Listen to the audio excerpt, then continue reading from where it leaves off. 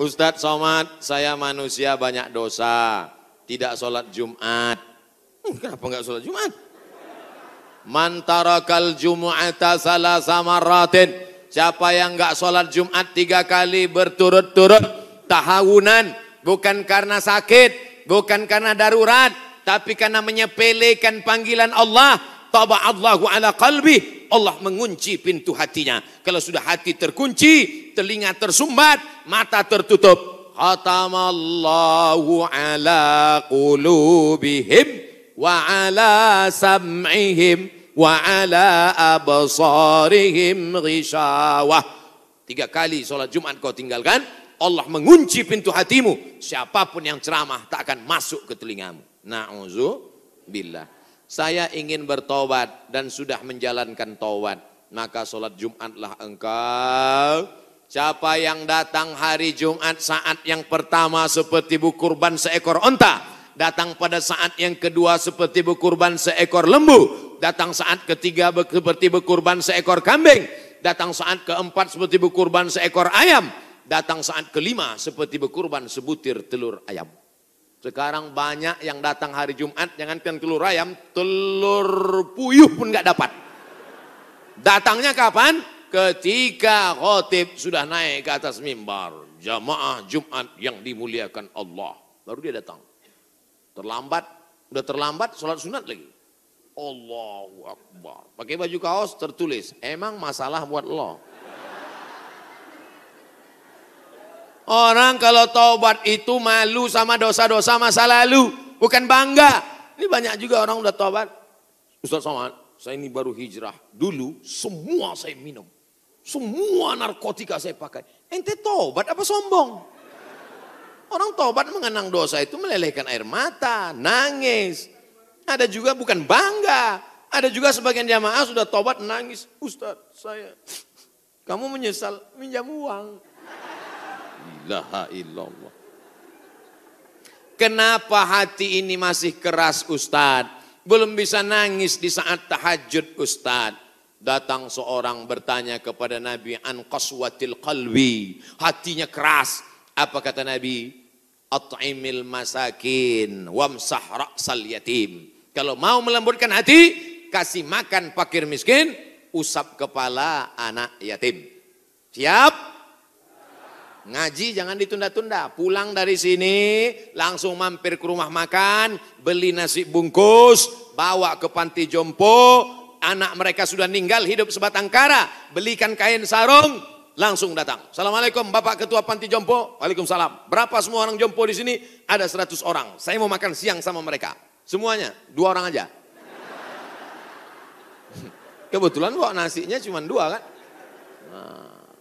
Melihat mereka nanti menyuap, menggeletar tangannya memasukkan nasi yang kau masukkan, maka disitulah hatimu akan lunak. Pergi ke rumah anak yatim, tanya, anak yatim sudah berapa bulan gak bayar uang sekolah. Lihat bajunya, dijahit, sobek. Rupanya kain sudah lapuk.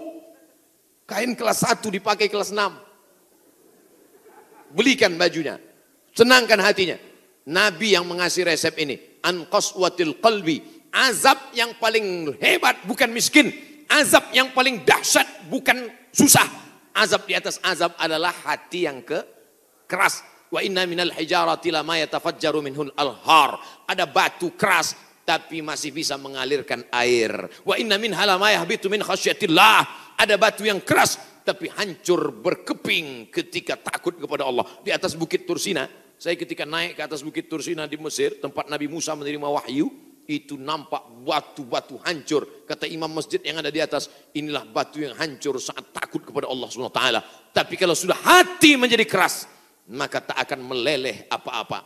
Kalau ada orang tidak meleleh apa-apa, pelit, medit, bakhil, itu salah satu ciri hati yang keras. Lunakkan hati dengan banyak bersedekah. Saya kalau ikut pengajian, telinga saya tahan. Kalau ikut sholat malam, mata saya tahan.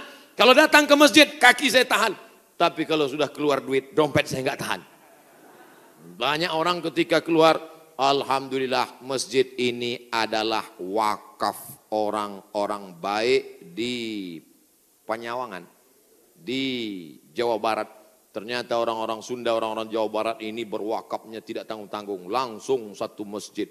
Mudah-mudahan akan banyak wakaf-wakaf yang lain insya Allah. Amin. Sekarang banyak juga orang berwakaf. Ustaz Somad, itu tanah saya wakafkan. Mantap. Begitu diurus di Badan Pertahanan Nasional, rupanya suratnya 5. Kenapa kau wakafkan tanah bermasalah? Karena bermasalah, itulah saya wakafkan Ustaz. Na'udzubillah. Kalau hatimu masih keras juga, hadirlah di tempat penguburan jenazah. Berdirilah di tepi kubur tempat jenazah. Kubur, suruh kawan satu nyenggol dari belakang. Masuk kau ke dalam, kau sambut jenazahnya, kau pegang masuk ke lubang, terasa dingin dari bawah, sadarlah bahwa kau juga akan mati masuk ke dalam. Rumahmu yang besar tinggal, istrimu akan nikah dengan brownies. Mobilmu yang mewah akan dijual, suratnya akan berganti di kantor Samsat. Tanahmu akan diganti akte notaris. Kau hanya akan membawa 2-3 helai kain kafan digulung macam dodol Garut. Apa yang kau bawa mati menghadap Allah Subhanahu wa taala? Ada orang Islam mati bawa seragam, ada. Tadi saya baru dikasih jaket kulit, sayang sekali, tapi jaket itu pun tinggal kalau kau mati Abdul Somad. Kenapa enggak dipakai sekarang? Panas. Apa yang kau bawa mati?